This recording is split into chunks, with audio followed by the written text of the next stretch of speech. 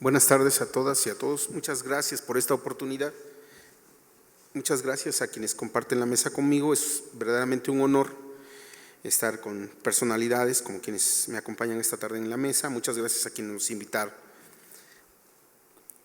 Quiero referirme en primer lugar a un acontecimiento que ha simbrado a la izquierda en México, y me refiero a los acontecimientos de Guerrero, de Iguala, y particularmente al informe que el día de ayer presentaron los expertos de la Interamericana de Derechos Humanos. Desde mi punto de vista, y creo que coincidimos, este informe acabó con la verdad histórica, o la llamada verdad histórica del Estado mexicano.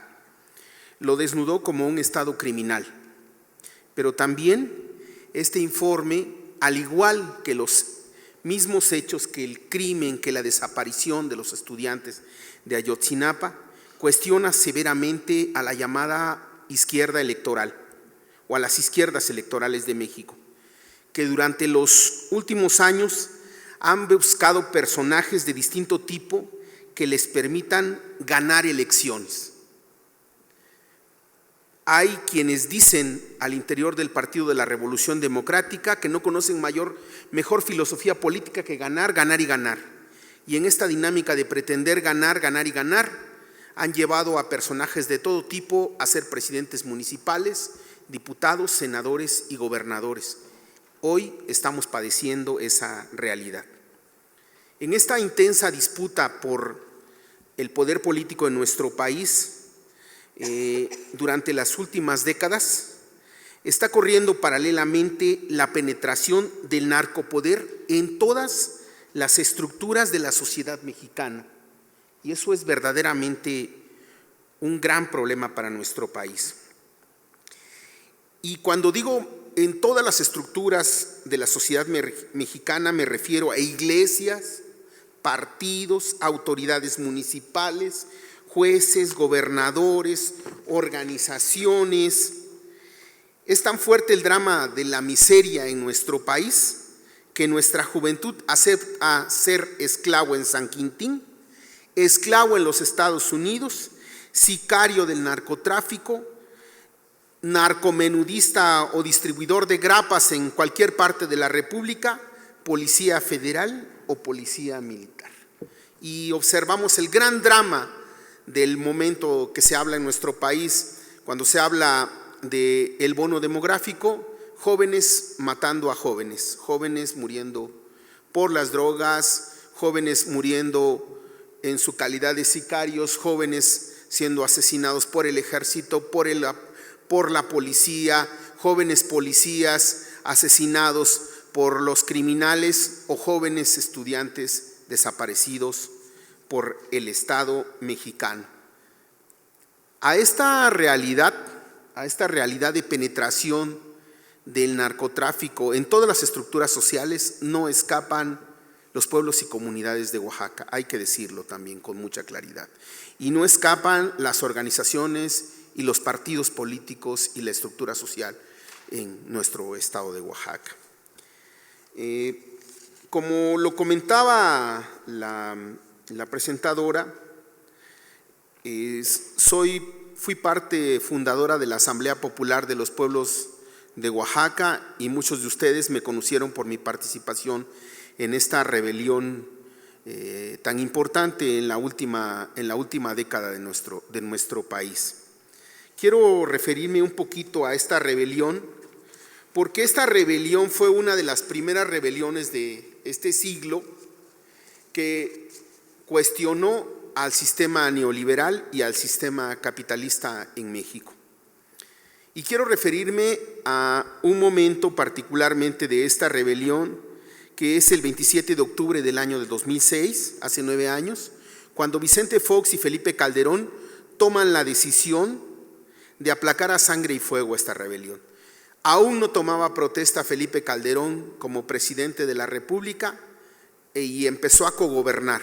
Esto nosotros lo pudimos percibir en los contactos que se tenían con la Secretaría de Gobernación, en los mensajes que se recibían a través de los mediadores, y la decisión, nos dijeron ellos, las claves son militares a partir de este momento, y a partir de este momento, el 27 de octubre del 2006, toman la decisión de aplacar a sangre y fuego. Organizan un ataque simultáneo contra la APO en 3 o 4 puntos de la ciudad y muere en ese ataque Brad Will, periodista anarquista norteamericano, activista político también Brad, y es asesinado al igual que 3 compañeros de la APO más ese mismo día. Ese es el pretexto de Felipe Calderón para dar una salida militar a un conflicto político, a una rebelión que desde mi punto de vista anticipaba lo que podría suceder a lo largo y ancho del país, lo que se veía venir a lo largo y ancho del país. Y se veía venir esta inconformidad social a nivel nacional por el fraude electoral del 2006 contra Andrés Manuel López Obrador. Y es por eso que Felipe Calderón toma esta determinación. Posteriormente, el 4 de diciembre del 2006, soy encarcelado junto con varios compañeros más y se manda un mensaje al estilo del crimen organizado a todo el país, a todo el movimiento y a todas las organizaciones sociales. La mano dura va a ser el signo del gobierno de Felipe Calderón. Ese acontecimiento, pues, me parece que abre un ciclo en nuestro país, que es el ciclo de la llamada guerra contra el crimen organizado y que hoy atraviesa todo nuestro territorio. Inventa la guerra contra el crimen organizado y lo que hace es, con esto es Felipe Calderón, militarizar el país para poder moverse con cierta libertad a lo largo y ancho de la República. En un primer momento he recibido de buena manera, hay que decirlo, hay periodistas que han estudiado este tema, que afirman que cuando nuestra detención fue publicitada de la manera en que fue publicitada, gran parte de la sociedad aceptó o le pareció correcta la salida de mano dura al conflicto de la APO, que tenía varios meses desarrollándose en el estado y que efectivamente tenía paralizado al estado de Oaxaca. Pero ¿qué había detrás de ese conflicto? ¿Qué había detrás de esa rebelión que se estaba dando en Oaxaca? Había el cuestionamiento a un modelo autoritario de gobierno.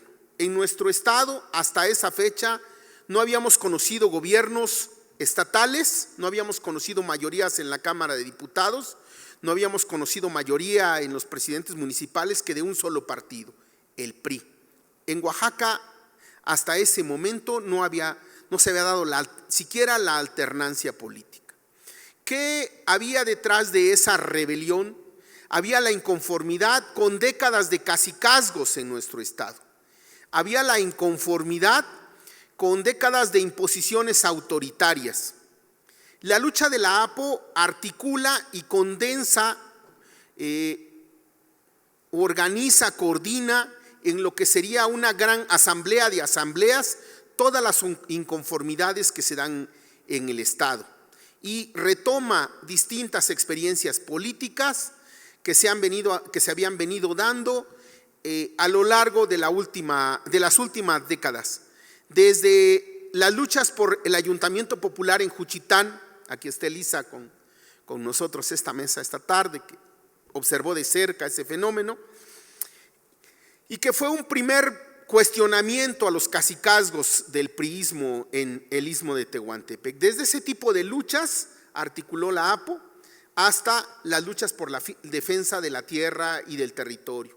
las luchas por la defensa del Istmo de Tehuantepec como una región efectivamente estratégica para la soberanía de nuestro país.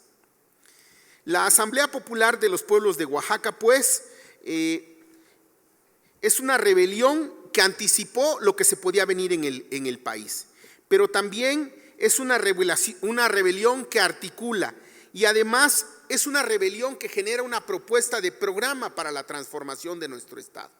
Esto poco se conoce, pero hubo 3 momentos durante la lucha de la Asamblea Popular de los Pueblos de Oaxaca donde se discutió el rumbo que tenía que seguir el Estado, donde discutimos las reformas que eran necesarias para nuestro Estado, el planteamiento de qué debía contener una nueva constitución, cómo debería ser un nuevo constituyente para nuestro Estado. Se cuestionó el código y se generó nuevas propuestas para un código penal, reformas a la Constitución, qué se tendría que hacer para que hubiera presupuestos con una perspectiva de género. Hubo pues un intenso debate en la Asamblea Popular de los Pueblos de Oaxaca y en esos debates participaron artistas, religiosos, intelectuales, académicos, empresarios que simpatizaban con la Asamblea Popular de los Pueblos de Oaxaca. Esta rebelión agrupó también en su interior a muchos artistas que se sumaron a esta protesta para cambiar el estado de cosas. Decíamos que caiga Ulises, pero con la caída de Ulises se estaba simbolizando, se estaba cuestionando a un régimen, a una forma de hacer gobierno. Decíamos que caiga Ulises, pero estábamos demandando al mismo tiempo y estábamos proponiendo que no se hicieran obras sin la participación de la gente. Porque si ustedes recuerdan, una de las primeras grandes inconformidades de la Asamblea Popular de los Pueblos de Oaxaca es que se estaba remodelando el zócalo de la ciudad sin haber consultado a la gente. Se estaban derribando laureles por frivolidades, como por ejemplo que la novia del exgobernador quería ver desde su restaurante la noche del 15 de septiembre al gobernador dando el grito de independencia y que sus comensales, los comensales de su restaurante pudieran tener una mejor vista panorámica al grito de independencia. Y esto lo dibujaban con que había que darle más luz al zócalo y en una propuesta supuestamente de modernidad arquitectónica y urbanística que estaban planteando.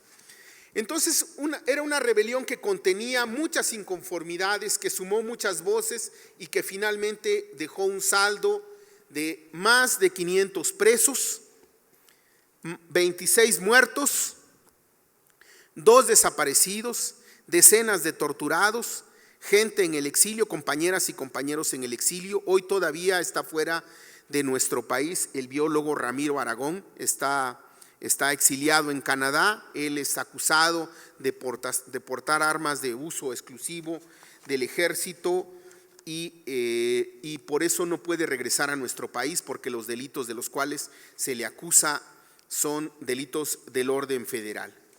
Hoy, actualmente en nuestro estado, hay distintos movimientos que están actuando en defensa de la tierra y el territorio. Hoy hay movimientos de distinta naturaleza, pero hoy tenemos que reconocer que estamos desarticulados.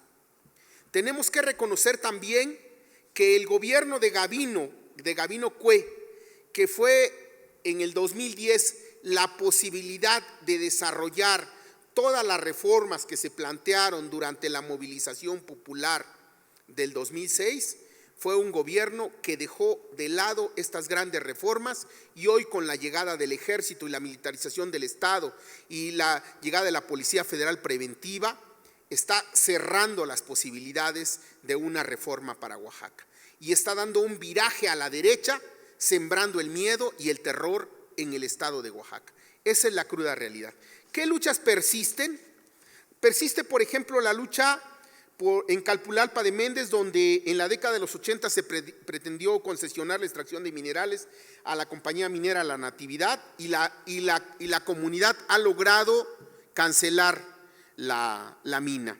Está la lucha de San Sebastián Teitipac, que es una lucha también contra una minera canadiense y la comunidad ha logrado derrotar a esta minera canadiense.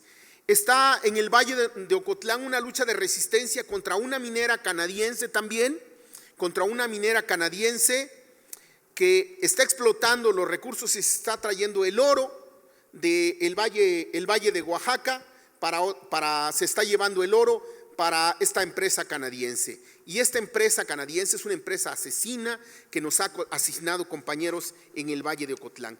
Está la lucha contra la presa del Paso de la Reina y está también la lucha en el istmo de Tehuantepec contra las empresas eólicas, a pesar de la colaboración del presidente municipal de Juchitán, que en sus orígenes fue de izquierda y hoy está en abierto contubernio con las empresas transnacionales. Pero ¿qué tenemos que hacer en estos momentos? Hace unos días el maestro Francisco Toledo preguntaba en una entrevista: ¿dónde están los rebeldes?, decía Francisco Toledo en esa entrevista. Yo digo que en estos momentos el ser rebelde es plantear no al saqueo transnacional de nuestro país. Es combatir el discurso del poder y del Estado mexicano en las redes, construir redes combatiendo ese discurso del Estado y sus locutores. Pero también tenemos que construir la esperanza. Pero también tenemos que construir la propuesta para la transformación del país. Y hoy tenemos que pensar, si bien es cierto en la resistencia, si bien es cierto en la lucha, ideologizar las luchas de resistencia en los pueblos y comunidades, pero también construir una opción política para disputar el poder político a los neoliberales. Muchas gracias.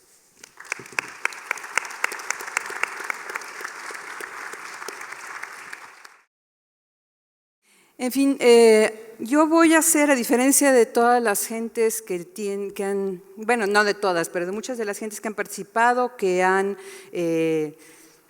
hablado de problemas muy globales, yo voy a hablar de una cosa muy puntual y de una experiencia muy puntual. He titulado a esto Archipiélagos comunitarios y resistencias náufragos, algunos apuntes sobre educación indígena y publicaciones en lenguas. Nada más, voy a hablar de algo muy, muy específico.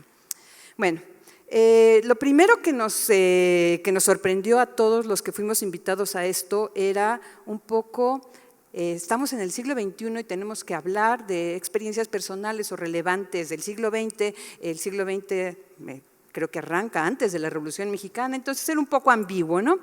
Entonces las políticas culturales, las políticas indigenistas, quiero decir, empezaron muy tardíamente y siempre ha habido una relación simbiótica y disfuncional entre la izquierda y los indígenas, ¿no? Bueno, pero México es un país multicultural solamente en el papel, porque en la realidad no tiene ni la ideología, ni la infraestructura, ni las posibilidades, ni las personas y ni las voluntades para ejercer esa multiculturalidad. El problema indígena siempre ha sido un problema que debe de resolverse sobre todo y mayoritariamente a través de la educación. En eso coinciden absolutamente todas, las izquierdas, las derechas, los gobiernos, etc. Cuando recién se había fundado la SEP, Torres Quintero afirmaba, comillas, la existencia de tantas lenguas es un obstáculo para el progreso de la nación. Hoy mismo, antier tal vez, decían que la existencia de tantas lenguas y tantos métodos es un obstáculo para la educación de calidad o para la reforma educativa.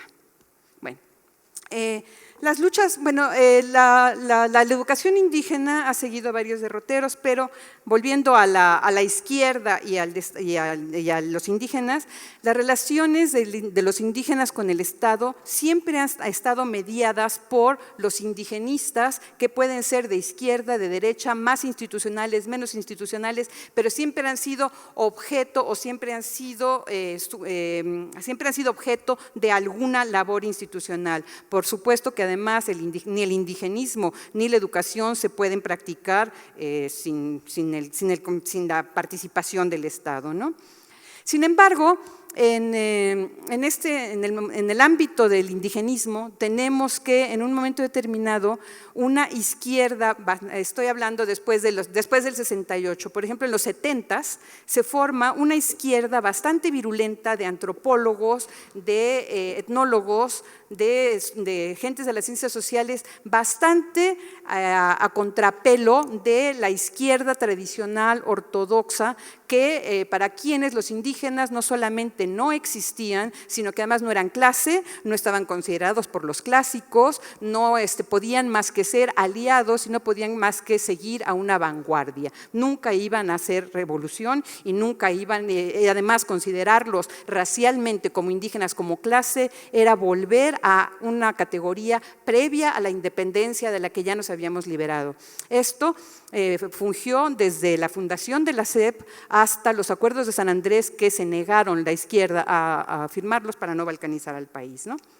Bueno, pues esa izquierda un poco ortodoxa, estoy hablando de Bonfil y de sus seguidores, de toda una corriente mucho más crítica, junto con las luchas de las comunidades, junto con un grupo de privilegiado de profesionistas indígenas y junto con también con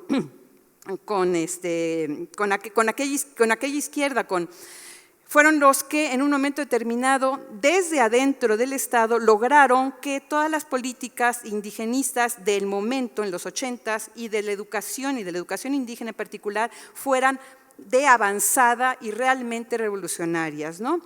Por supuesto que los puristas decían que todas las gentes que trabajaban en educación o en lo que fuera con un gobierno eran colaboracionistas y merecían ser descalificados, ¿no? Bueno, para Dion de Villoro hubo 3 grandes momentos, que ahorita son 4, del indigenismo en el siglo pasado, porque el Oaxaca es de este siglo, que fueron Alcozauca, Juchitán y Chiapas, ¿no? Asimismo, yo me voy a detener en estos, hubo grandes momentos de la educación indígena en México, creo que fueron 2. Uno de ellos, después de la fundación de la Dirección de Culturas Populares, fue la fundación de la Dirección General de Educación Indígena, que obedece a una inconformidad de la población indígena que ya había acudido a las escuelas y que tienen historias infinitas y enormemente sangrientas y lacrimosas sobre lo terrible que era ser alumno en escuelas donde se enseñaba en español. Pero además había la Asociación de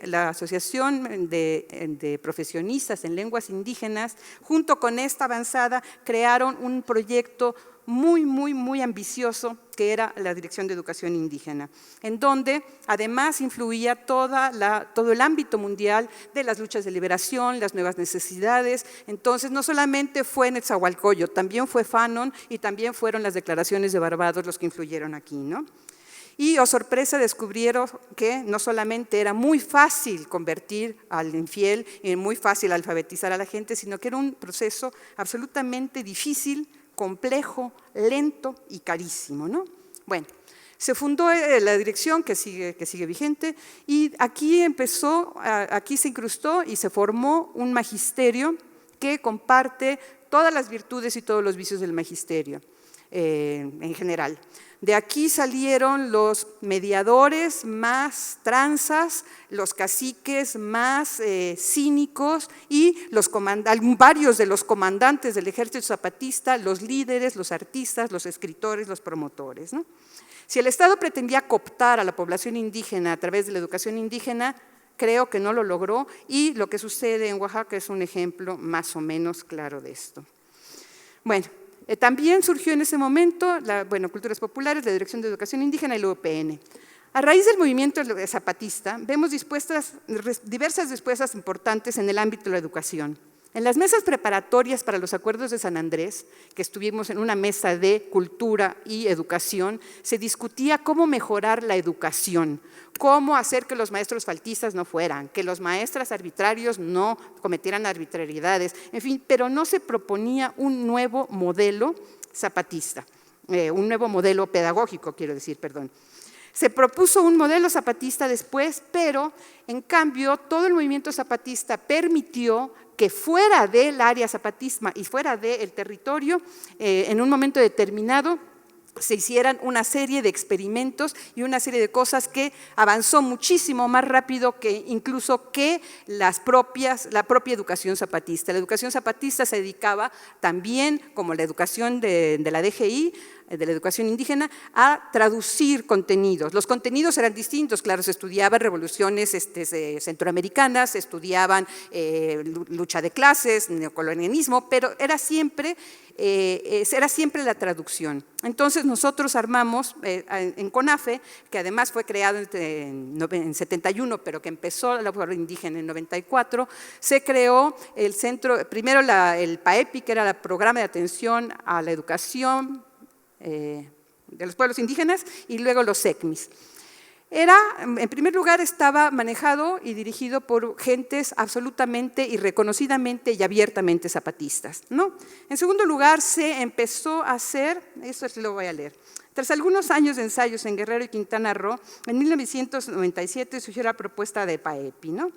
Que incorporó la educación para adultos, luego los SECMIS que incorporaron a la anterior, la educación para adultos y la posprimaria o secundaria.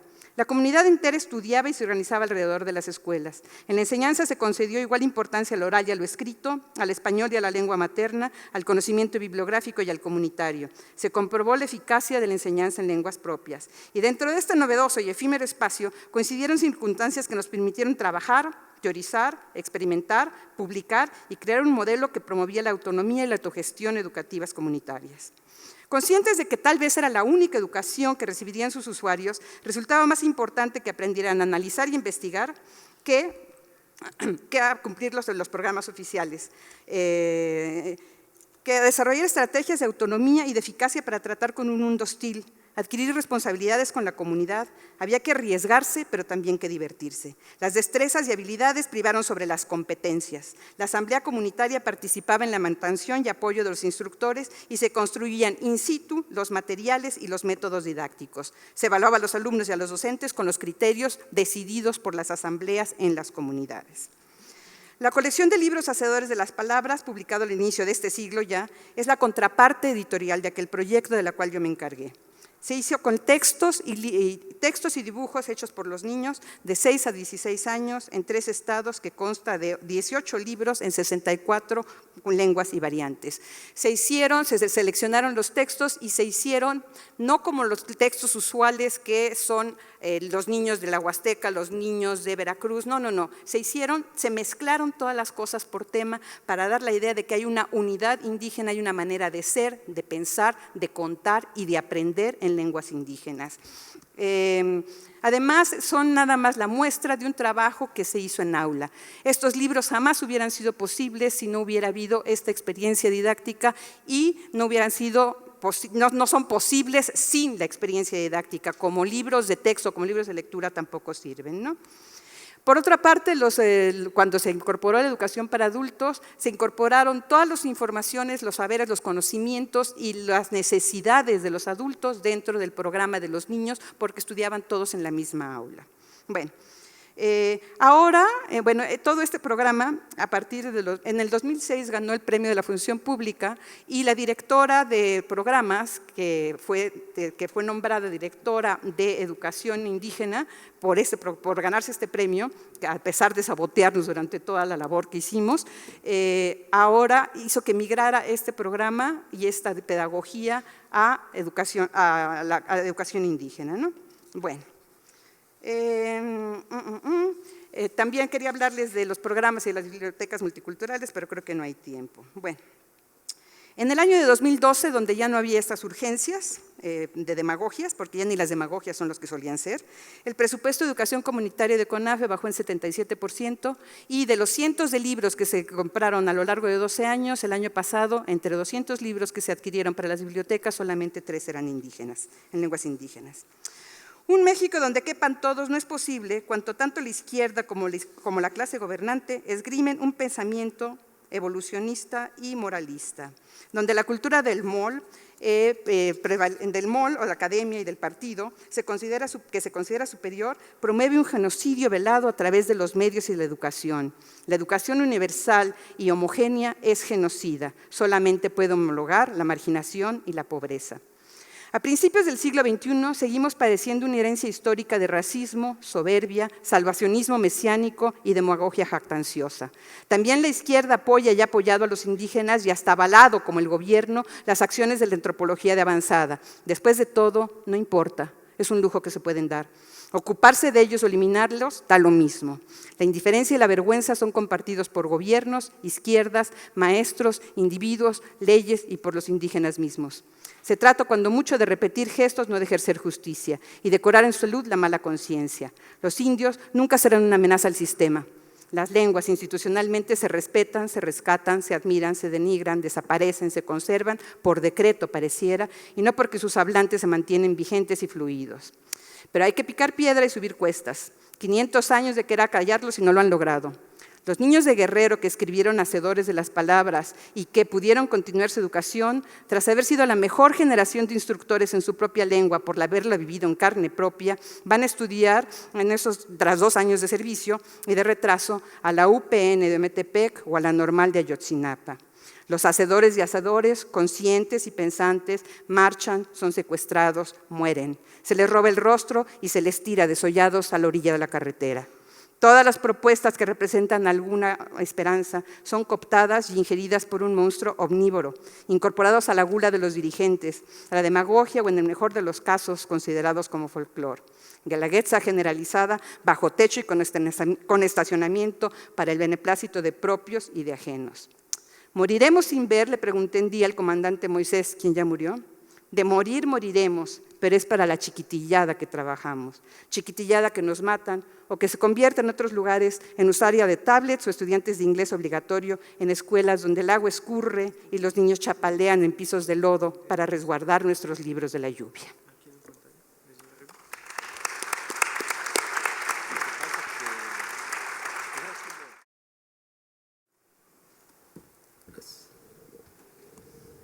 Buenas noches. Se me invitó para que expusiera la educación y la izquierda en el siglo XX en el estado de Guerrero. Y entonces vamos a hablar de 1900 al 2000 sobre esta situación que se dio la educación allá en el estado de Guerrero. La izquierda en el siglo XX, planteo que son las izquierdas del siglo XX porque son diversas y sus esfuerzos por una nueva sociedad mexicana se manifiestan en distintas formas.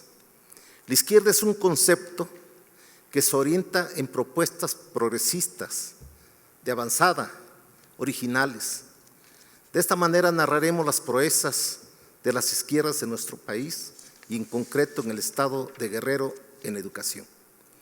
La educación en la época colonial de México estaba monopolizada por la religión católica. Terminando de ser colonia, las izquierdas rompen ese monopolio de la educación y construyen una nueva proyección de la educación, laica, gratuita y obligatoria. Sus instituciones son erigidas en el México independiente por las izquierdas y que nosotros conocemos como liberales.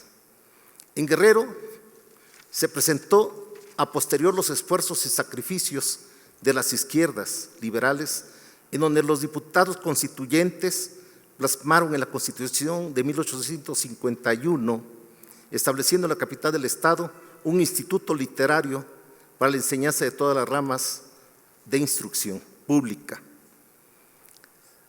En el año de 1885, la capital se encontraba en la ciudad de Chilpancingo y el nombre del Instituto Literario de Álvarez se lo habían cambiado por el Instituto Literario del Estado de Guerrero. Era fin de cursos y el director Justo Banda informaba que ha logrado establecer en la instrucción preparatoria y la abogacía.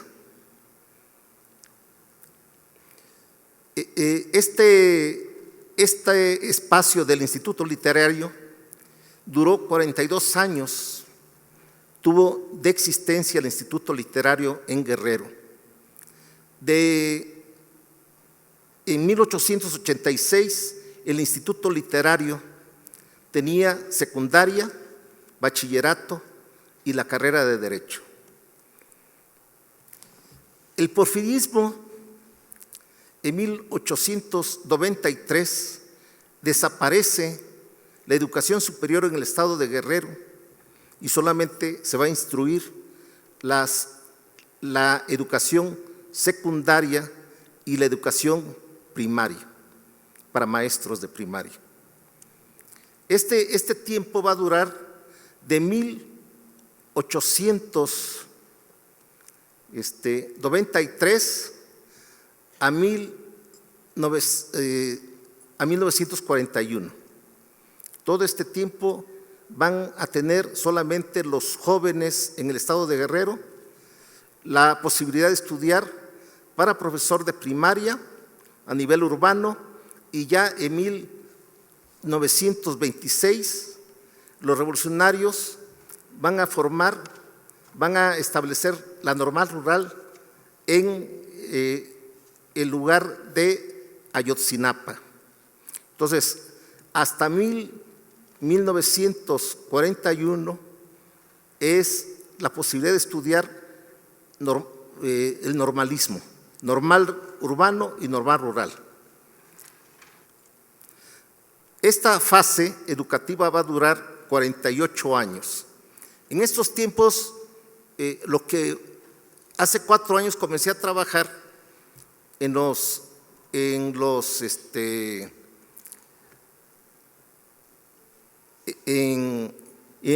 documentos, en los archivos de Guerrero, y me encuentro que después de 1941, que es la etapa de la izquierda donde está el general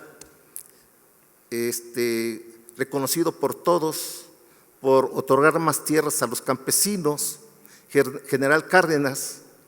Entonces, se pensaba que el general Cárdenas en todos los estados había proyectado también la educación. Sin embargo, al comenzar a trabajar, el general Cárdenas va a dar un presupuesto, cuando termina él, de un poco más del 100% ante el gobierno anterior. Después viene el general Ávila Camacho, que es la parte de la derecha o centro, y ese señor, vamos a encontrar que la educación laica gratuita va a subir más del 300% en el primer año de la vida de Ávila Camacho. Entonces, después del gobierno Ávila Camacho, vamos a encontrar que todos esos gobiernos de derecha van a reforzar la educación laica gratuita en una forma desbordante, en una forma exagerada. Va a llegar a más del 1000% en los documentos de archivo, y entonces todo eso estábamos pensando nosotros que esto era por situaciones de crisis, de que se había devaluado el peso mexicano, pero vamos a encontrar que de 1941 a 1960 había subido menos del 300% y había subido más de 1000% el porcentaje del apoyo a la educación laica por esos gobiernos derechistas o de centro. Y entonces en 1960, cuando hay una situación muy estable, hay prácticamente una masificación de la educación por todos esos apoyos. Cuando termina el general Cárdenas, vienen los gobiernos de derecha y van a comenzarse a abrir una diversidad de carreras, y entonces ya en 1960, ya todo este tiempo de 1941 a 1960 fue el tiempo de oro allá en Guerrero de la educación laica, gratuita y obligatoria. Y educación de oro porque van a tener grandes apoyos económicos. Pero en 1960, cuando ya las instituciones eran muy fuertes en el estado de Guerrero, va a comenzar un movimiento en 1960, un movimiento de todos los grupos sociales del estado de Guerrero en contra de un gobernante militar, un general, que había participado activamente con el gobierno federal para hacer a un lado a otro general de la Revolución Mexicana y que fue reprimido ese general de la Revolución Mexicana, y entonces este gobierno de corte muy derechista llegó en 1960, estaba en 1960 gobernando, y comenzó ese gran movimiento en donde todas las fuerzas se unieron junto con la institución educativa que pasaba de ser Colegio del Estado a Universidad Autónoma de Guerrero. Esto es un movimiento, primero comenzó estudiantil, el movimiento estudiantil, después comenzó un movimiento popular y después los lugares de esos municipios, de esos espacios de gobierno, fueron poco a poco absorbidos por el movimiento, en donde ese movimiento estudiantil y popular fueron absorbiendo a todos esos funcionarios de los gobiernos municipales, haciéndoles conciencia, y de esa manera fue extendiéndose el movimiento de tal manera que ese gobierno que se encontraba en Chilpancingo, Guerrero, poco a poco se le iba limitando hasta que realizó una matanza, y con esa matanza terminó su mandato. Aquí la experiencia que se trabajó es que ese movimiento tenía relaciones en todos los sectores sociales, con todos los sectores fuera de ese lugar. Era un movimiento, tenía que ser un movimiento muy creativo, muy imaginativo, porque era un general que tenía bastante prestigio ante la gente federal. Por esa razón, en ese momento del 60 se mantiene con mucha presencia ya en el estado de Guerrero y está dentro del siglo XX. Gracias.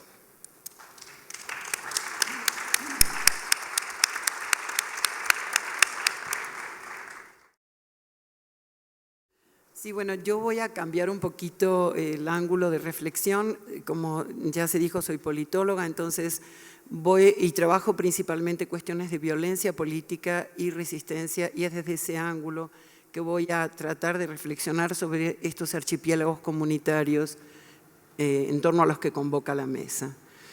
Voy a leer un texto. Creo que tenía razón Gilles Deleuze cuando afirmaba que la macropolítica de la seguridad se corresponde con una micropolítica del terror. En un país en el que desde hace más de 10 años vivimos bombardeados por el discurso y las prácticas de la seguridad, no puede extrañarnos la presencia cada vez más consistente de micropolíticas del terror. No uso estos términos con una intención caprichosa ni efectista. ¿Por qué es pertinente hablar de terror?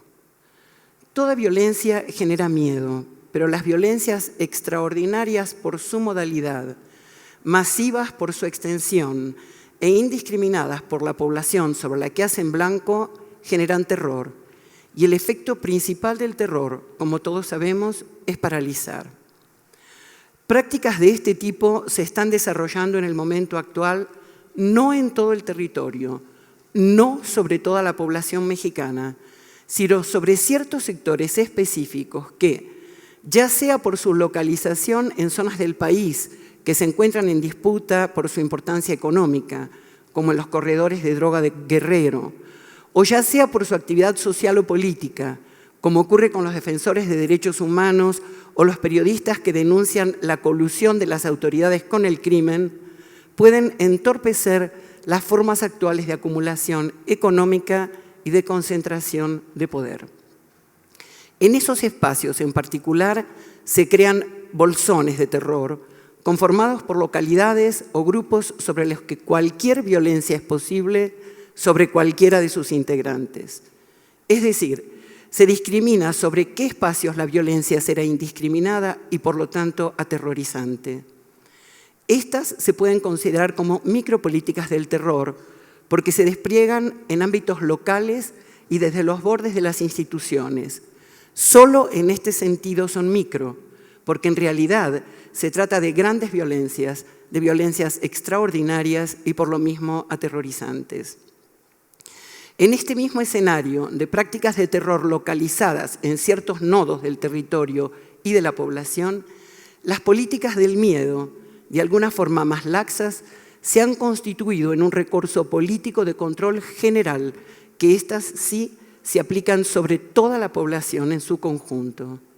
Las políticas del miedo generalizado son el trasfondo sobre el que aparecen los hechos de excepción aterrorizantes. No hace falta describir el panorama actual de México, por todos conocido, que conjuga alrededor de 100.000 ejecuciones extrajudiciales, 25.000 desapariciones forzadas, feminicidios, asesinatos de periodistas y estudiantes y el uso sistemático de la tortura, todo ello practicado por agentes estatales o privados en los últimos 9 años, para reconocer la existencia de una violencia que sobrepasa en mucho la de por sí existente en cualquier sociedad capitalista y neoliberal. Se trata indudablemente de un conjunto de violencias de carácter excepcional, tanto por su intensidad como por su extensión, que instalan el peligro en la vida cotidiana, rompen dinámicas y redes sociales previamente existentes, hasta hacer peligrar la continuidad misma de comunidades y grupos sociales. Son violencias de las que nuestra sociedad no tenía registro previo, que no estaban en el inventario de lo posible, al decir de Ben Haddad, y que por lo mismo resultan de difícil comprensión. Parecen locas y de alguna manera efectivamente enloquecen por el hecho de trastocar y alterar los sentidos vigentes. Provocan, por lo tanto, una especie de estado de shock social que nos involucra a todos, que dificulta la comprensión y el paso a la acción. Son violencias que retraen y aíslan, propiciando la inmovilidad. Se inscriben en la sociedad y en los sujetos y tienen efectos de larga duración. Podemos afirmar que lo que está ocurriendo hoy en México se graba en la sociedad como una cicatriz que permanece y permanecerá más allá de los acontecimientos, reclamando justicia. Por desgracia, estas violencias no son solo un producto nacional. Tienen su raíz en las formas brutales de la actual acumulación neoliberal, que es justamente de carácter global. La transnacionalización de las poderosas redes de ilegalidad asociadas con el tráfico de drogas, personas, órganos, armas, es acorde con la transnacionalización general de la economía. Funciona como una más de sus ramas. Constituye una megacorporación que genera extraordinarias ganancias en corto tiempo y alimenta los circuitos legales de la economía global con capitales frescos que son bienvenidos independientemente de su procedencia. Estas nuevas formas de acumulación que conectan los circuitos legales con los ilegales, tanto en la economía como en la política o la cultura, son responsables de las grandes violencias del mundo actual. Al respecto, quiero proponer 2 puntos de partida. 1. Frente a los procesos institucional mafiosos de carácter global, las resistencias más eficientes y novedosas operan en el ámbito local y especialmente en el comunitario. 2. Las políticas de dominación mediante las tecnologías del miedo que propician estas violencias desatadas y que se replican en el discurso mediático son muy eficientes y logran su cometido en amplios sectores de la población. Sin embargo, las resistencias también se despliegan constantemente, pero lo hacen de una manera intermitente y fluctuante. Se extienden y se retraen. A veces se visibilizan y otras se ocultan en los márgenes sociales y en sus propios espacios. Paso a desarrollar entonces estas hipótesis sobre la relevancia de lo local y los modos de la resistencia. La globalización ha significado un escalamiento del Estado, del ámbito nacional al supranacional. No estamos ante un debilitamiento del Estado como tal, aunque sí del debilitamiento del Estado-nación en beneficio de las instancias estatales supranacionales como el Fondo Monetario Internacional, el Banco Mundial o el Consejo de Seguridad de Naciones Unidas. Pero cuanto más totalizante es un poder, más dificultad tiene para comprender y capturar lo pequeño. Cuanto más globalizante, más necesidad tiene de simplificar una complejidad inabarcable. Y por lo mismo, más fugas ocurren, especialmente desde lo local. Contra la lógica de las escalas, para la cual lo pequeño parece irrelevante en relación con lo gigantesco, lo que se verifica políticamente hoy es que, si bien todas las escalas, lo global, lo nacional, lo local, están en sintonía o en resonancia, la peculiaridad de cada uno de estos niveles no deja de operar. Y una de las particularidades de lo local, como lo comunitario en el caso de México, es que los grupos de interés, sus vinculaciones, sus prácticas y sus violencias se presentan allí de manera descarnada. Es lo que hemos visto en Ayotzinapa, en Tixtla y en todo Guerrero, en Cherán, en Ostula y en todo Michoacán, como en otras entidades federativas. Estas violencias y las redes ilegales protegidas por sectores del Estado son allí mucho más visibles y extraordinariamente peligrosas. Y es precisamente a estos ámbitos, estratégicos por su importancia económica, aunque relativamente marginales por su colocación política, a los que se trata de controlar mediante políticas de terror. Sin embargo, aún donde los poderes son más totalizantes, existen resistencias, como se ha demostrado en experiencias límites, como por ejemplo el nazismo. La exposición constante a la violencia y el miedo también funciona como una suerte de inmunización. Como bien lo señaló Omar García, uno de los sobrevivientes de Ayotzinapa, justamente porque los marinos, la policía o los militares llegaban siempre con los estudiantes de la normal y los encañonaban en el pecho, terminaron por quitarles el miedo. Decía Omar, y cito, «Eso es para probarte, y con el tiempo ellos mismos nos han quitado el miedo». En efecto, la sobreexposición a estas situaciones extremas puede funcionar como una especie de vacuna que permite sobrepasar el miedo, no evitarlo, pero sí sobrepasarlo, y al cerrar toda otra alternativa, muchas veces empuja a sus víctimas a la acción. Tal es el caso del levantamiento de Cherán Keri, por ejemplo, donde el avance de las redes criminales y la protección de las mismas por la autoridad no le dejó a la comunidad otro camino que levantarse y tomar la seguridad en sus propias manos como condición para garantizar la sobrevivencia de sus bosques y la de ellos mismos como comunidad. Algo parecido ha ocurrido en las comunidades de Guerrero, que se nuclearon en torno a las CRAC y en otras partes del país. Es políticamente importante romper con una visión romántica de lo comunitario. Lo comunitario no es una realidad pura, simple, arcaica ni preestatal.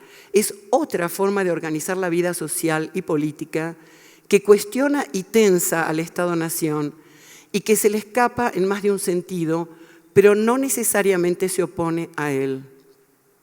Para bien y para mal, muchas de las lógicas y prácticas estatales penetran en el espacio comunitario si éste no se aísla por completo. La comunidad tiene la posibilidad de tomar unas y prescindir de otras. Sobre todo, puede permanecer en los márgenes y construir distintas alternativas desde allí. Alternativas no necesariamente antiestatales, pero sí diferentes del inventario gubernamental. Quizás uno de los rasgos más interesantes de las experiencias comunitarias es la diversidad de estrategias resistentes que son capaces de desplegar, desde la lucha legal hasta las resistencias armadas, pasando por diferentes formas de presión, negociación y movilización, como podemos ver en la Coordinadora Regional de Autoridades Comunitarias, que lleva más de 20 años de organización y resistencia, o en el caso de Cherán, que ya hemos mencionado. Precisamente por su colocación desde los márgenes, la lucha comunitaria evita los espacios de mayor potencia del Estado, como lo partidario o lo electoral, tanto en su versión nacional como local. Prefiere, en cambio, los espacios de indefinición, como la defensa de una multiculturalidad reconocida formalmente, pero nunca precisada, o la protección de un territorio que el Estado no puede o no quiere controlar.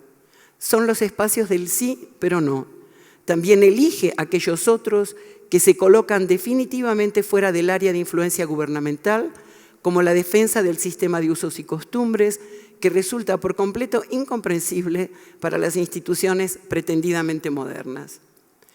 Si el Estado neoliberal no cesa de intentar capturar la organización comunitaria bajo sus procedimientos e instituciones, como por ejemplo tratando de integrar las policías comunitarias a los cuerpos de policía rural, las resistencias comunitarias tampoco cesan de reconstituirse.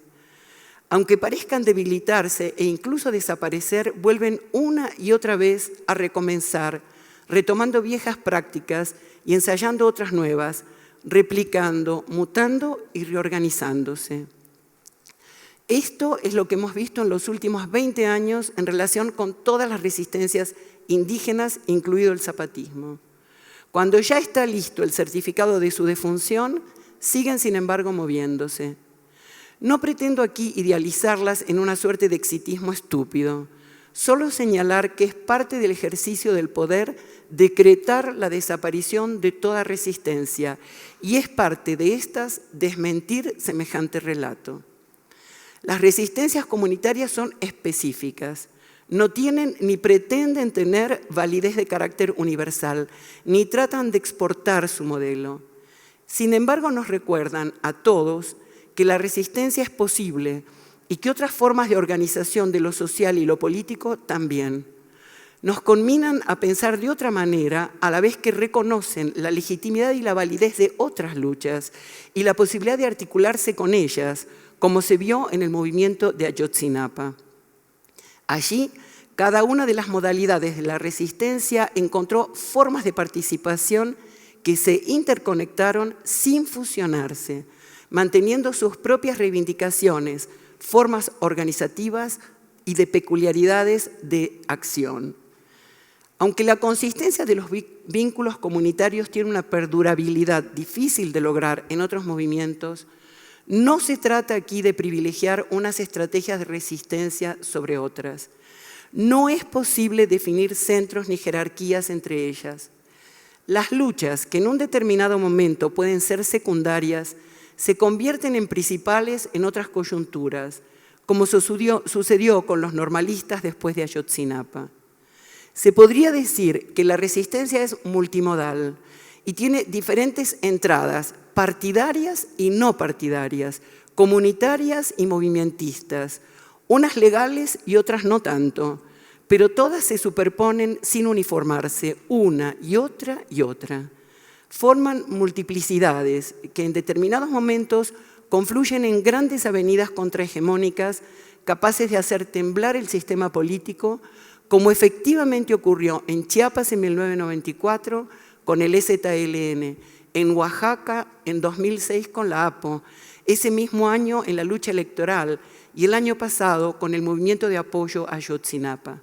Fluyen, pero su flujo no es constante. Cuando se repliegan, los poderosos cantan victoria, pero es un canto prematuro, porque allí están, sostenidos por la memoria, que es obstinada, y por supuesto por las injusticias que no cesan de ocurrir y que solo por la resistencia se detienen, aunque sea temporalmente. En efecto, las violencias estatales, así como las privadas asociadas o protegidas por el Estado, no se autolimitan jamás.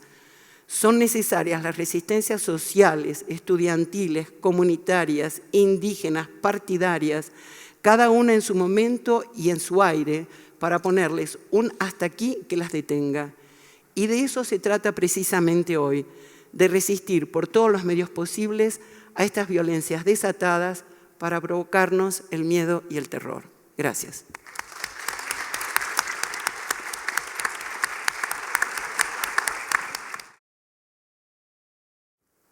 Muy buenas noches. Me parece que estos diálogos desde la izquierda y con la izquierda son importantes. Agradezco la invitación y voy a retomar la provocación que se nos hace, los archipiélagos de resistencia, archipiélagos comunitarios de resistencia.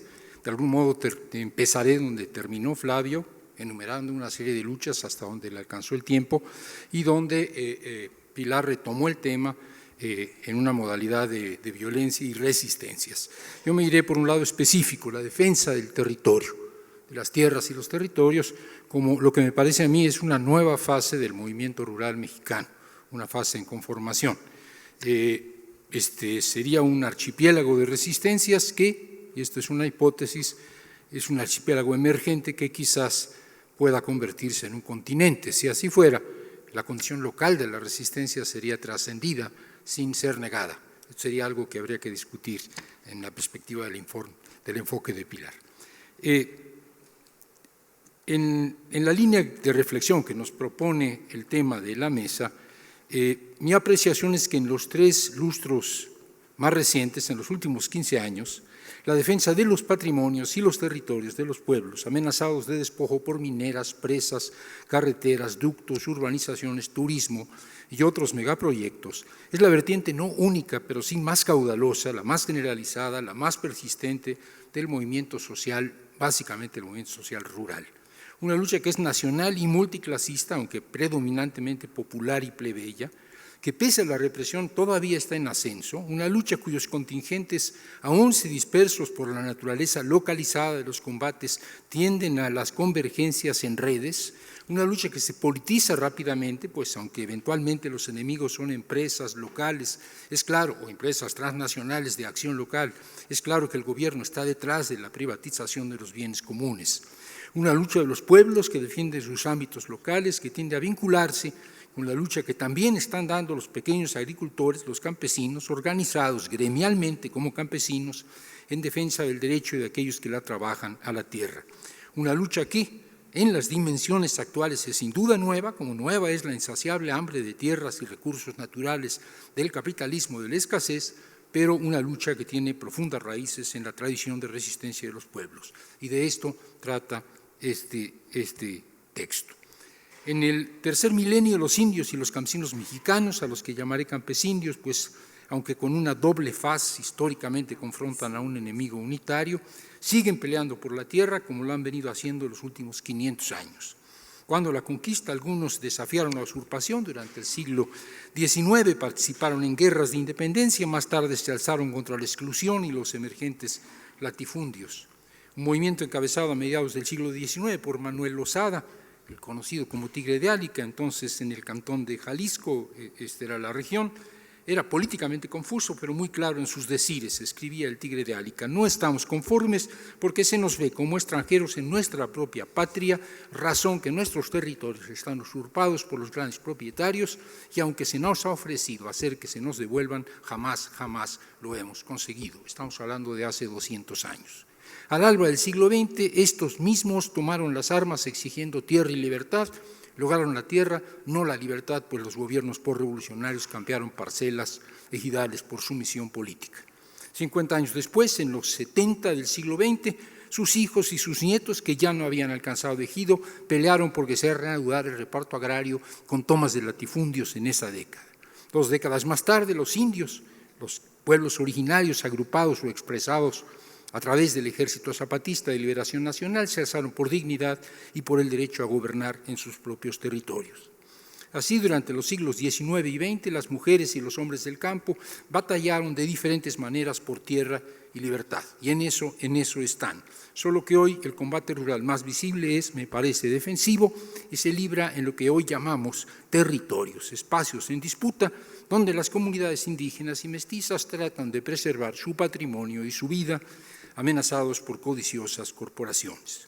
Es como si 5 centurias más tarde, el saqueo iniciado en la colonia en la conquista y continuado en la colonia, se reavivara, pero ahora la rapiña ya no es obra de encomenderos, de hacendados, de finqueros, sino de las grandes empresas y sus cómplices en el gobierno. En los últimos lustros, los combates en defensa del territorio y el patrimonio han cobrado una excepcional intensidad, al punto de que hoy conforman no una suma de acciones sueltas y dispersas, sino algo que me parece es un gran movimiento rural en formación, una oleada de lucha que va definiendo una nueva y distinta etapa del secular movimiento campesindio de nuestro país. Y me doy cuenta de que en lo que afirmo hay una paradoja. Cientos de comunidades, quizás miles de comunidades, porque no todas las luchas son visibles, no todas acceden a los periódicos, no todas son captadas por los investigadores. Cientos, quizás miles de comunidades a lo largo y ancho de la República se oponen a presas, a minas, a carreteras, a ductos, a urbanizaciones, defendiendo el terruño de las amenazas corporativas. Sin embargo, también es cierto que de los 26 millones de hectáreas de tierras cultivables que tenemos en México, 12 millones quizás están abandonadas, mientras que la abrumadora mayoría de los jóvenes del campo, de los jóvenes rurales, se aparta o física o cuando menos espiritualmente, porque no pueden irse, porque no hay oportunidad para irse, pero quisieran irse, se aparta del campo. Nunca en nuestra historia las nuevas generaciones del agro se habían sentido tan alejadas de lo rural. Y al mismo tiempo, nunca había sido tan decidida la defensa del territorio. Y esto es una paradoja. Una contradicción que a mí me parece es solo aparente. Nada impide hoy en México que quienes toman distancia del mundo de vida de sus padres estén al mismo tiempo dispuestos a defender con todo la integridad de los ámbitos de los que fervientemente quisieran escapar. Lugares entrañables, quizás sin futuro para ellos, pero con mucho pasado, espacios significativos en los que fincan, en los que tienen raíces sus identidades profundas. Una referencia que todos tenemos, todos hemos escuchado del cubano que se fue a Miami, pero que regresaría a la isla caribeña a defenderla con su vida si fuera amenazada por una invasión. Que así nuestros balseros de tierra firme, así los campesinos mexicanos que se van en las capas superficiales de la conciencia, no quieren saber nada del campo en que se arruinaron sus abuelos y se arruinaron sus padres, pero en las más profundas capas de la conciencia siguen apegados a los valores que vienen de atrás, a los lugares donde están sus raíces. No afirmo de ninguna manera que la generalizada compulsión peregrina de los jóvenes rurales no debilite la defensa del agro frente a las amenazas corporativas. Tengo claro que sin un porvenir campesino por el que luchar, el arraigo que otorga el pasado es insuficiente. Sostengo, sí, que las condiciones campesinas, la condición rústica, es un hueso duro de roer, que la tan proclamada descampesinización que anunciaron de antiguo los primeros capitalólogos y que sedujo a los proletaristas de hace 40 años y a los neoruralistas de hace 20 años, y esto va para los académicos que saben de quiénes estoy hablando, esta tendencia es mucho más lenta y mucho más sinuosa de lo que se pensaba. Estimo que los campesinos mexicanos, aún los que se van, quieren seguir siendo campesinos, más aún creo que muchos deciden irse precisamente porque desearían seguir siendo campesinos y mantienen la esperanza de regresar y seguir siendo campesinos. ¿Cuánto más estarán dispuestos a defender el terruño? Pero hay que ubicar el movimiento actual que yo creo que tiende a conformarse como un gran movimiento nacional. El movimiento rural avanza por oleadas, y en cada una los ejes de movilización son diferentes. En los años 70 del siglo pasado, un generalizado combate contra el neolatifundismo y por el acceso a tierras agrícolas puso en pie a millones de campesinos en toda la República. Los hijos de los campesinos, los nietos de los campesinos que ya no habían recibido tierras y que sus padres ya no podían seguir parcelando, seguir dividiendo, seguir fragmentando la parcela ejidal. Muchos de estos campesinos, debido a que ocuparon tierras, debido a la energía de su lucha, obligaron al gobierno a repartir cientos de miles de hectáreas. Estoy hablando de los años 70, primeros 80 todavía, pero sobre todo los 70. En los 80 de ese mismo siglo, los pequeños agricultores, agrupados en organizaciones económicas, impulsaron una lucha por apropiarse del llamado proceso productivo, de las cadenas del proceso productivo, no nada más quedarse en la fase primaria agrícola, sino también en el procesamiento, en la comercialización, tomando en sus manos financiamiento, cultivo, transformación agroindustrial, comercialización, al tiempo que exigían programas públicos de fomento. Estas luchas económicas se dieron sobre todo en los años 80, en los 70 fueron luchas por la tierra. En los 90, todos lo sabemos, el combate por los derechos autonómicos de los pueblos originarios activó a cientos de miles que con el respaldo de muchos más forzaron un acuerdo con el gobierno, la llamada Ley Cocopa, primero torpedeado por Zedillo, por el gobierno en presencia y a la postre minimizado ya en los tiempos de Fox por los legisladores. En el arranque del siglo XXI, ya en este siglo, una convergencia conocida como el campo no aguanta más, movilizó multitudes campesinas, 100.000 campesinos en una movilización en el Distrito Federal. Movilizar a 100.000 campesinos en la Ciudad de México no es como movilizar a 100.000 chilangos al Zócalo, no se suben al metro y se bajan en la estación Allende, porque la del Zócalo la cierran, sino que tienen que marchar a veces días, a veces semanas enteras. Esta movilización era en contra del modelo agropecuario y del Tratado de Libre Comercio, que amenazaba con arruinar aún más a los campesinos, y querían imponer un viraje en las políticas públicas. El movimiento logra forzar un acuerdo nacional para el campo, que igual que la Ley Cocopa no se cumple. En lo que va de este siglo, el reiterado incumplimiento gubernamental de los acuerdos a los que había llegado, primero con los indios, luego con los campesinos, convenció a muchas organizaciones rurales de que mientras gobernara la derecha, nada importante se iba a lograr. Y para cambiar al campo había o que trabajar abajo y olvidarse del gobierno, o que cambiar al gobierno. Eran las dos grandes opciones y siguen por ahí vigentes una y otra. Pero algunos dijeron hay que cambiar al gobierno. Y entonces, en 2006, una coalición de 27 organizaciones agrupadas en torno a una plataforma titulada Un Nuevo Pacto Nacional para un Mejor Futuro para el Campo y la Nación, apoya la candidatura de oposición, la candidatura de López Obrador. 6 años después, otra vez, pero ahora ya no eran 12 o 15 organizaciones, eran 100 organizaciones, se agrupan para elaborar, para construir colectivamente un plan de Ayala del siglo XXI y también comprometen a López Obrador. En los dos casos, la elección es manipulada y el gobierno al que le habían apostado no es el que se posesiona en Los Pinos. Así, durante los últimos 40 años, los campesinos mexicanos han dado cuando menos 5 grandes batallas nacionales convocadas por diferentes reivindicaciones unificadoras. En el pasado siglo, en la pasada centuria, fueron la tierra en los 70, la producción económica en los 80, los derechos autonómicos indios en los 90 y en los primeros años de este siglo la reorientación del modelo agropecuario y del modelo nacional. Mientras que en las coyunturas electorales del 6 y del 12 cobró fuerza el movimiento por el cambio de régimen político. En rigor, estas diversas vertientes no se suceden unas a otras, sino que más bien se traslapan como las partes de un… Sí, gracias. No son rigurosamente sucesivas. La lucha por la tierra se mantiene, la lucha en el terreno de la producción se mantiene, la lucha por los derechos autonómicos se mantiene, la lucha por el cambio del modelo se mantiene, pero cada vez, cada periodo, en cada momento hay un elemento de convergencia dominante sobre los demás.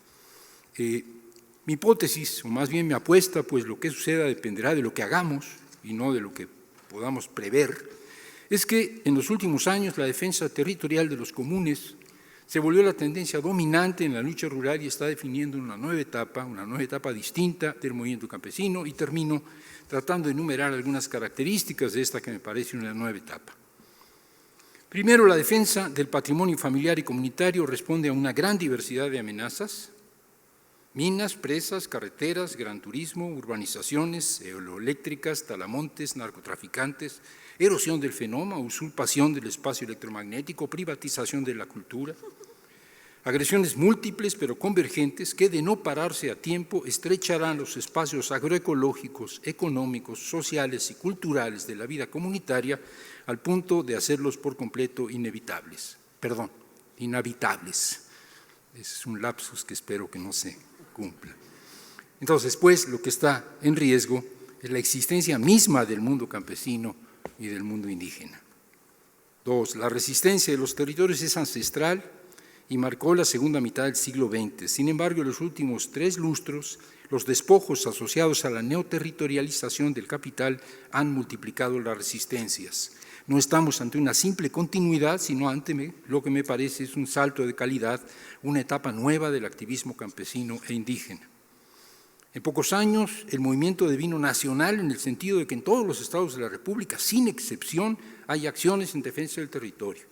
Pero además es un movimiento que está en ascenso y las convergencias se van imponiendo poco a poco a la dispersión inicial, aunque la dispersión sigue imperando, pero hay convergencias ya. El movimiento mexicano de afectados por las presas y en defensa de los ríos, la Red Mexicana de Afectados por la Minería, la Asamblea Nacional de Afectados Ambientales y otras muchas que surgen y que a veces desaparecen, pero que expresan la voluntad de, cuando menos, solidarizarse los unos con los otros. Aún si mayoritariamente plebeya, popular, la defensa del territorio es multiétnica, es transclasista y a veces moviliza sociedades regionales enteras. Estoy pensando en la Sierra de Juárez, en donde los pequeños empresarios turísticos, los pequeños y medianos comerciantes están aliados para resistir una ofensiva primero de hidroeléctricas y después de mineras que acabaría con todos, con los muy pobres, con los menos pobres e incluso con algunos de los ricos locales. Los territorios son ámbito de enconos, de conflictos, de lucha, de rencillas, pero al ser amenazados no siempre pueden convertirse en espacios de reconciliación y unidad, donde la pluralidad de saberes, donde la pluralidad de capacidades enriquece y fortalece la convergencia. Termino con una propuesta política o conceptual. El grado de participación popular en las luchas por el territorio depende sobre todo de un concepto que podríamos llamar arraigo. La fuerza y la profundidad de los lazos que unen a la gente con los lugares en que habita es lo que le da identidad y es lo que da las razones para luchar. Muchos crecen y muchos florecen en un territorio, pero no todos tienen en ese territorio raíces profundas que les permitan resistir el vendaval. Por eso, y todos lo sabemos, la lucha por los territorios de las comunidades indígenas es particularmente enconada porque estos son ámbitos para ellos ancestrales. Arraigo es un concepto que tiene cuando menos 3 dimensiones en el tiempo, 3 dimensiones que son complementarias. Pasado, un presente y un futuro, un pasado del arraigo, un presente del arraigo, un futuro del arraigo. En él la profundidad histórica, la densidad organizativa y el proyecto se fusionan para conformar, la más potente palanca de los movimientos territoriales. El arraigo remite a las raíces mítico-culturales de un poblamiento. Por eso los poblamientos de pueblos originarios tienen en el pasado una profundidad mayor y una potencialidad de arraigo mayor que los que tienen menos años. Esto no quiere decir que 100 años, 200 años, 300 años de un pueblo mestizo no construyan un arraigo terriblemente poderoso, pero quienes tienen raíces en culturas ancestrales sienten que tienen un pasado todavía más profundo. En segundo lugar, el presente, la intensidad, solidez y calidad de las relaciones sociales vivas, es decir, el grado y tipo de organización de la que disponen quienes se movilizan. Una comunidad que ha perdido sus tradiciones comunitarias, una comunidad donde no se realizan asambleas, una comunidad donde no se reconoce un consejo de ancianos, o una comunidad campesina donde no opera las reuniones, no opera el comisariado ejidal, o donde no opera el control de base de las alcaldías, es una comunidad con débil organización y es una comunidad con dificultades para resistir. Finalmente, el futuro. El futuro es las expectativas que tengan los participantes de poder edificar un mejor porvenir en su territorio. El futuro es la esperanza. Y sin raíces, sin organización y sin esperanza, es decir, sin arraigo, la lucha no tiene nada que hacer. Pero creo que el pueblo rural mexicano, los campesinos mexicanos, tienen tanto en el pasado como en el presente como en el futuro razones por las cuales luchar. Y por eso me parece que en este archipiélago comunitario de resistencias hay que tomar muy en cuenta y tener muy presente la defensa del patrimonio y la defensa del territorio. Gracias.